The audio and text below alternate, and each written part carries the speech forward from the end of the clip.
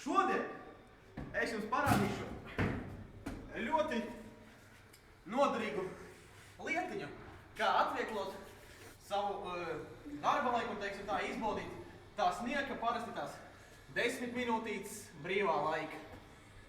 Tātad tā. Šeit ir parasta, kā saka, celtniecības tāda tā kā ainiņa, redzēt jebkuram, ar ko sastopas jebkurš. Un bieži cilvēks sastopas ar tādu programmu, ar tādu problēmu, es atvainojos.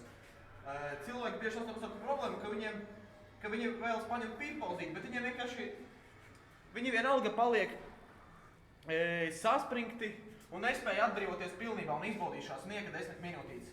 Tāpēc es jums pavisam praktiski un vienkārši iemācīšu, kā izbaudīt tās 10 minūtes.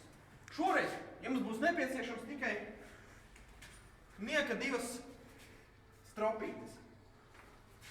Tātad, jebkuram, kurš strādā, kaut ko dara pa mājām vai būvē, noteikti ir stālažas. Un jūs redzat nekā cita. Tātad.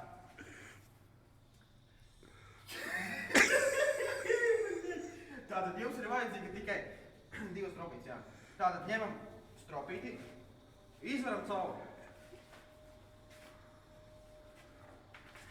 Tālāk mēs daram sekojošo.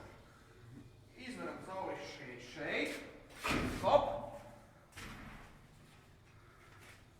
hop, un, kā mēs zinām, cilvēki augumi mēdz atšķirties, tāpēc katrs pēc sava pieregulēs savu nepieciešamo augstumu. Es pieregulēšu pēc sevis, par cik es esmu tāda auguma, kāda es esmu. Tātad izveram šādi, un pavisam vienkārši ar vienu rokas kustību nofiksējam stropi. Un sēžamais ir gatavs. Jūs varat izbaudīt pienācīgi savu nopelnīto pauzi. Visu labu, ar jums bija programmā Praktiskais Norvēģis. Uz tikšanos! Ai.